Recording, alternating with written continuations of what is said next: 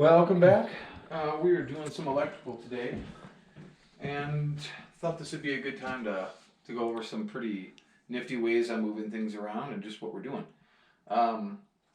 First of all, when we pulled this wall forward, we had an outlet over here, so naturally we had to kind of move the wiring and such, and it was also just in a weird height, so with a smaller positioned vanity, we wanted to make it be more custom in location.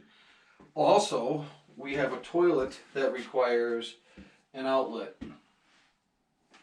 So it's one of those fancy ones. So we brought the power supply down there first. That allowed us to be able to cut it so that now I can run the wire over. It's run up. Here's that outlet there. It'll have an independent GFI and then goes up.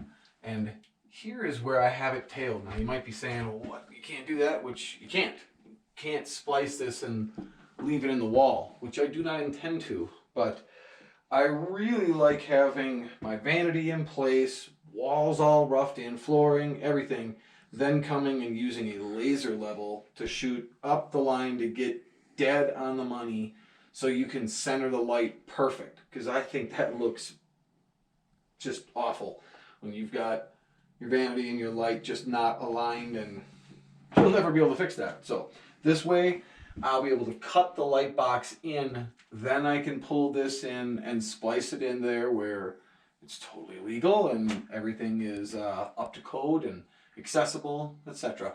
So this is where the power will splice on through, goes up and over to the next bathroom.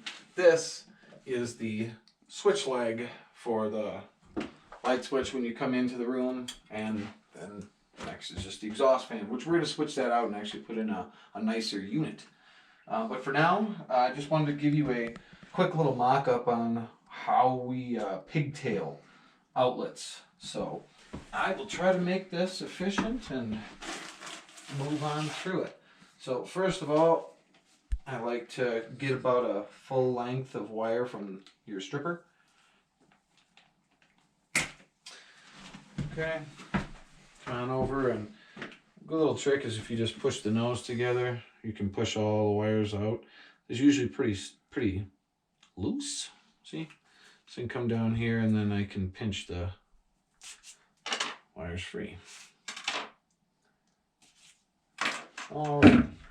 Always start with the ground wire, and also I really like having the wires pulled in from the same location box, meaning if you're going to come in from the top of the box, bring both the wires in from the top of the box. If you're going to come from the bottom, bring both from the bottom. They tuck back into the box easier. If you have one coming from either direction, it gets a little funny, and you really have to make sure you've cut your wires perfect. This way it's simple. You pull them out, same length, put a little hook on there. Okay, see? And if you don't want to hold on to it, I just want to show you that one of the easiest ways is to get a needle nose. See, you can pinch your set, and you're going to spin in a clockwise. But see, you get very gentle, so you kind of let it roll. See, I'm not really going hard. Just, you let the friction go. You see how it's making that nice curl? Now you can start getting a little bit more tension. Grab the tip, spin. See, that's perfect. I'll have to grab some wire nuts here in a moment, but we'll just walk through. Okay. So, and again, you're always going to start with the ground wire, working your way to finishing with the hot wire. And that's also going to be because you tuck the ground wire in first, leaving the hot wire, the last one you tuck. That's really for the safety of, for the next person that is going to take the box open. They know the hot wire is on the surface and they're not having to dig through a box where you're pulling wires out just to be able to get to the hot wire. So, and if you see, I just did this with my hands because I personally, it's a little easier to grip onto it.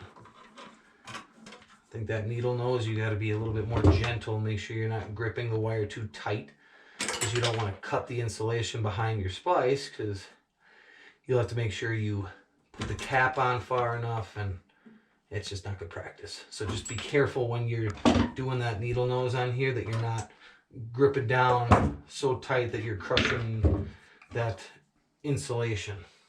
So again, for me, with a 3-wire splice like this, I like getting it kind of like that. See how I'm doing a rollover just before I even get that going?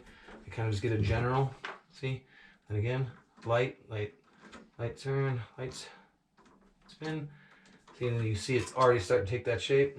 Grab that very tip of it. If you grab too far down, it won't make this coil. You have to go from the top side down. Okay, just give me a moment. I'm gonna grab 3 caps.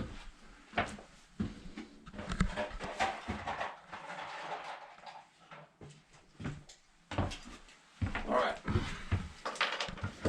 So come back, and you always want to cut the end.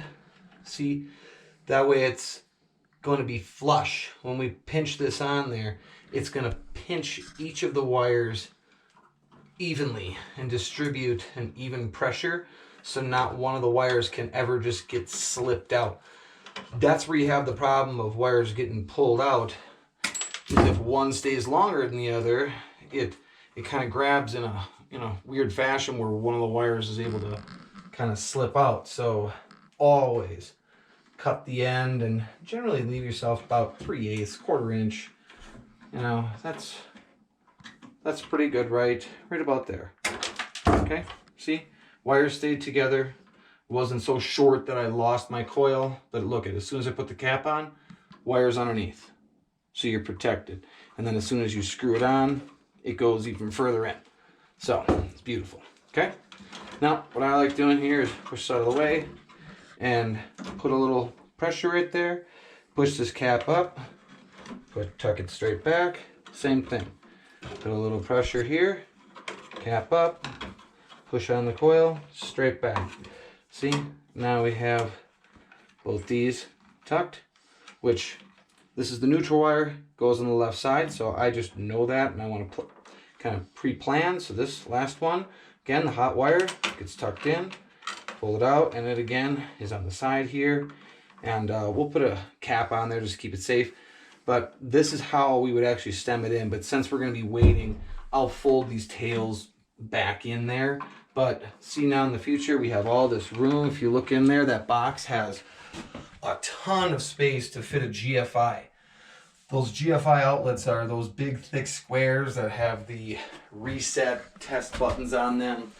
So you really have to do a good job to make sure that you've not bunched all your wire in there. You'll never get that to sit in there flush, and wires can then pop out of the back of the GFI. So that's pretty much perfect for what I'm shooting for. So we'll come back with some more updates, but wanted to fill you in.